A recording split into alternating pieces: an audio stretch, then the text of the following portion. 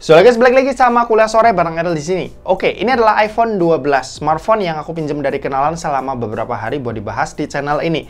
Di tahun 2025 kelihatannya banyak juga ya yang penasaran sama smartphone yang satu ini. Jadi bakal sekalian Kuliah Sore bahas karena ternyata HP ini masih cukup menarik. Meskipun iPhone udah masuk ke seri 16, tapi iPhone lama contohnya kayak iPhone 12 yang umurnya ini udah 4 tahun masih suka dilirik. Oke, langsung aja kita bahas. Kalau soal harga ini bervariasi ya, bukan soal storage lagi, tapi soal ketersediaan sinyal ini juga jadi patokan. Kita ngomongin yang 64 GB aja ya, yang harga termurahnya. Buat unit eSIM Wi-Fi only atau yang nggak ada slot buat SIM fisik, ini ada di 3,3 jutaan. Kalau yang Wi-Fi only tapi ada slot SIM fisiknya, ini tuh 3,9 jutaan. Kalau X-Inter yang jaminan sinyalnya nggak jelas itu di 4,2 jutaan. Terus ada lagi nih yang X-Inter yang terdaftar di Bea Cukai, itu harganya 5,8 jutaan. Dan sebenarnya yang paling aman dari sinyal hilang yaitu X-iBox yang harganya ini ada di 6,3 juta. Gila ya, bedanya bisa 3 jutaan dari yang cuma bisa Wi-Fi aja sampai yang X-iBox. Ya, belilah tergantung kebutuhan. Kalau kalian punya HP lain buat tethering, silahkan ambil yang eSIM Wi-Fi only aja. Lumayan kan, 3,3 juta bisa dapat iPhone yang bisa dipamerin ke tongkrongan. Desain iPhone 12 ini kalau dilihat ya nggak jadul-jadul amat ya. Dia bodinya udah flat dan frame kameranya kotak yang dimana zaman sekarang kelihatan masih seger. Di bagian depan desain layar berponinya meski udah ketinggalan satu kali desain yang sekarang udah zamannya Dynamic Island, tapi harus diakui orang ngelihat ini tuh nggak jadul-jadul amat. Ini masih oke banget lah buat dipakai. Oh ya, yang aku suka dari iPhone 12 ini tuh bodinya termasuk ringan ya, ada di 164 gram. Terus bisa dibilang bodinya ini termasuk compact karena layarnya ini punya ukuran yang kecil. Nanti di bagian layar kita bakal bahas. Tapi yang jelas iPhone 12 di tahun 2025 kalau dibawa ke tongkrongan sih masih oke banget. Mengingat upgrade desain iPhone di tiap tahunnya itu nggak terlalu jelek. Jadi desain iPhone 4 tahun lalu ini itu masih kerasa timeless. Buat layar kayak yang aku bilang ya, ini tuh termasuk compact. Ukurannya 6,1 inci. HP zaman sekarang itu lomba-lomba buat gedein ukuran layar, tapi aku rasa iPhone dengan ukuran layar 6,1 inci ini itu bener-bener pas buat dipakai. Buat spek layar bisa kalian lihat aja di layar. Ya nggak spesial-spesial banget sih, dan ini kayaknya spek layar HP Android 2 jutaan zaman sekarang. Bahkan refresh rate-nya aja ini ada di 60 Hz, udah kayak HP ratusan ribu. Soalnya HP Android sekarang yang 1 jutaan aja itu udah bisa kasih layar 90 sampai 120 Hz. Tapi harus diakui sih, meski 60 Hz aja, tiap scrolling di iPhone itu selalu menyenangkan. Soalnya kebantu juga sama UI dari OS-nya yang enteng. Buat bezel, cakepnya dari dulu, dari zaman iPhone X, iPhone tuh selalu bikin yang sama rata ya. Ini jadi poin plus meskipun ada sedikit coakan di atas poninya yang entah buat kalian mengganggu atau enggak. Tapi aku sendiri sih karena udah terbiasa jadi nggak merasa terganggu ya. Hampir semua apps ini juga udah bisa menyesuaikan kok sama poni lebar dari iPhone 12 ini. Jadi nggak ada bagian yang kepotong. Kalau buat performa ini nggak banyak aku coba, tapi di sini aku coba buat install game Mobile Legends, game yang hampir semua orang mainin sekarang. Ya buat mainin game yang satu ini itu udah cukup nyaman. Settingan yang didapat ada di Ultra Super. Harusnya sih bisa 90 fps ya, tapi karena layarnya cuma 60 Hz aja, jadi anggap aja FPS mentok ada di 60 fps. Kalau dilihat dari spek sheet, iPhone 12 ini itu pakai Apple A14 Bionic. Ini chipset yang di tahun itu head-to-headnya sama Snapdragon 88 yang terkenal panas, makanya di tahun itu iPhone tuh lebih menarik buat gaming ketimbang smartphone flagship Android. Kalau buat RAM ini ada di 4 GB aja, tapi ya udah cukup kok buat multitasking soalnya iPhone manajemen RAM-nya ini termasuk bagus. Ya kalau penggunaan kalian yang ringan-ringan aja tanpa gaming, HP ini sih jelas masih nyaman banget ya buat dipakai. Bahkan untuk beberapa tahun ke depan ini juga masih seperti itu. Buat baterai, ini yang jadi masalah sih buat HP second. Jadi konsumsi dayanya itu nggak bisa aku tes karena berbeda-beda ya tiap HP-nya. Tapi yang jelas, kalau kalian pakai iPhone dan itu second, kalian akan ngerasain baterai yang lebih sedikit boros ketimbang HP Android standar yang baterainya itu 5000 mAh.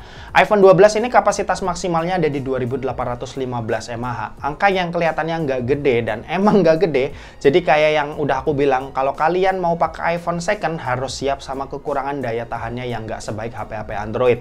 Oh ya, sama di iPhone itu ditunjukin battery health-nya ya. Jadi kalian siap-siap aja stres kalau tiap persenan angkanya itu turun.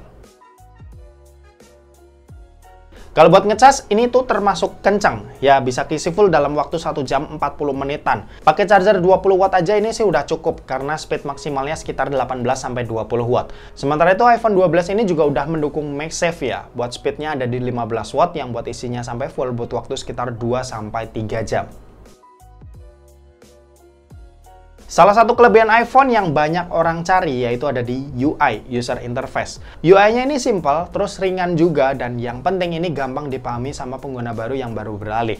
Aku juga termasuk orang yang suka sama kesimpelannya, makanya aku juga pakai iPhone buat daily driver saat ini, berdampingan sama HP Samsung yang juga terkenal punya UI simple buat smartphone Android. Ya intinya buat yang belum pernah pakai iPhone, cobain aja dulu, tapi hati-hati karena ini bisa bikin kecanduan dan nanti malah bisa jatuh nyaman.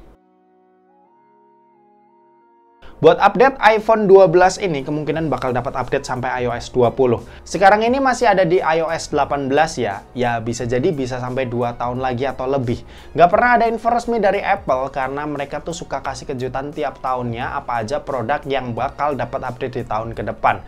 Tapi dari yang udah-udah, Apple tuh bisa kasih major update ke device-nya sekitar 6-7 tahun.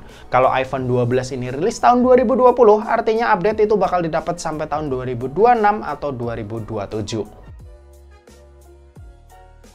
Buat fitur iPhone 12 ini itu tentunya punya banyak fitur kelas flagship yang dia bawa tahun 2020 lalu. IP68, Apple Pay, stereo speaker, NFC, Face ID, gyroscope, dan ada wireless charging juga. Ya, fitur-fitur kayak gini udah wajib ada lah di smartphone flagship. Sampai saat ini fitur standar gini tuh masih terus ada ya dan masih kepake.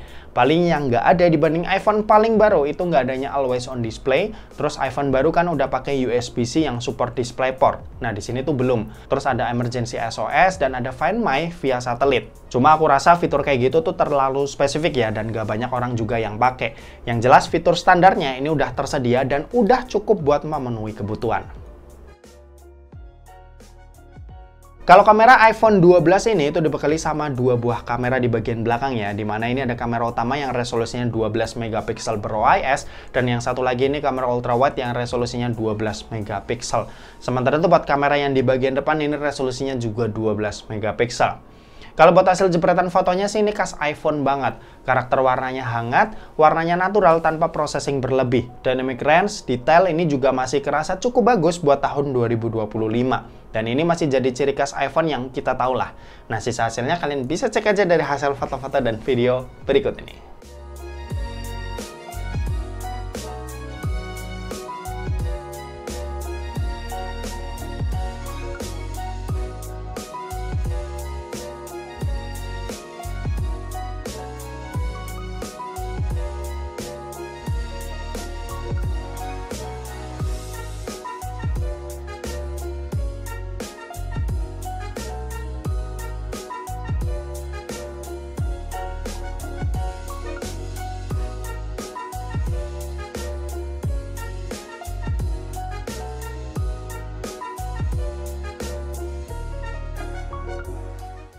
Oke, ini contoh perekaman video dari iPhone 12. Di sini pakai resolusi Full HD 30 dulu ya. Buat pindah-pindah lensa seperti ini. Hitungannya masih cukup smooth. Oke. Kalau buat perekaman video, iPhone dari dulu selalu cakep sih. Meskipun itu iPhone yang udah lama juga kayak iPhone 12 ini.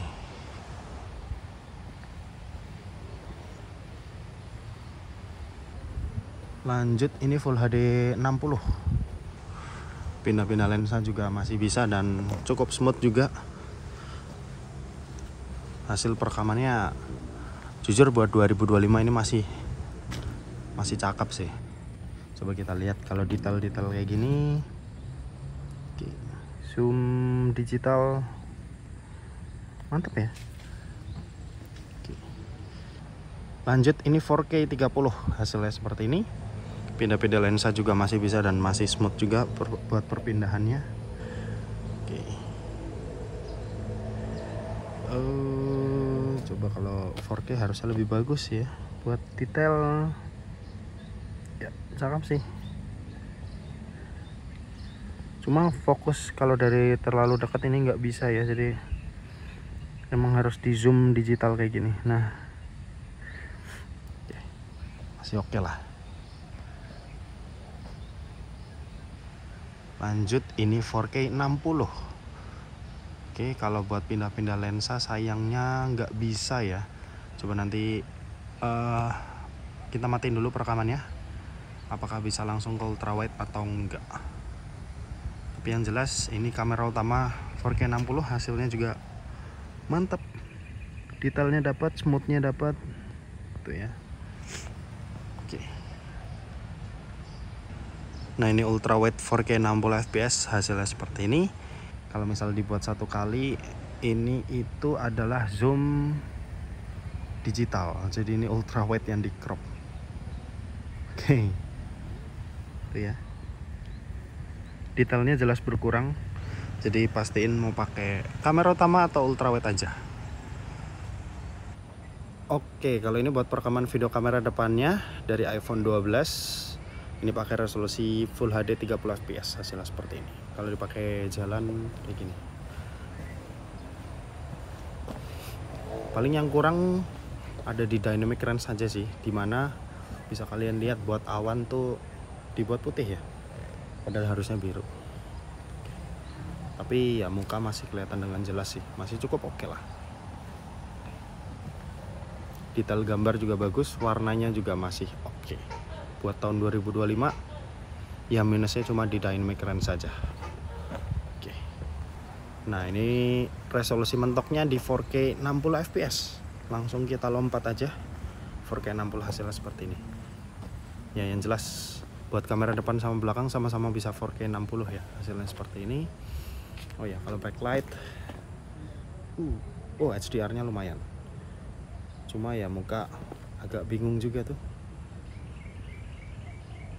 Oke, kalau misal awannya kebagian sedikit di frame, dia langsung jadi putih. Tapi kalau gede seperti ini ternyata dia bisa tetap jadi biru ya.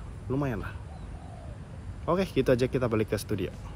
Oke, kesimpulannya ini seri iPhone yang menarik sih buat kalian yang budgetnya terbatas. Aku bisa ngerekomendasiin iPhone 12 ini jadi iPhone yang paling minimal yang bisa kalian beli buat tahun 2025 ini. Desainnya timeless, layarnya masih oke, nggak terlalu ketinggalan, performanya juga masih cukup kencang, kameranya cakep, dan yang terpenting iPhone 12 ini itu masih dapat update sampai beberapa tahun ke depan. Jadi buat kalian yang mau beralih sekarang, ini masih bisa lah dapat beberapa update yang dikasih Apple. Dan oke, mungkin segitu aja buat video kali ini. Terima kasih buat yang udah nonton video ini. Jangan lupa buat like, komen, dan share juga ke teman-teman kalian supaya teman-teman kalian mendapatkan informasi yang bermanfaat dari kuliah sore. Oke, terima kasih buat yang udah nonton video ini sampai habis dan sampai jumpa di kuliah selanjutnya. Bye-bye.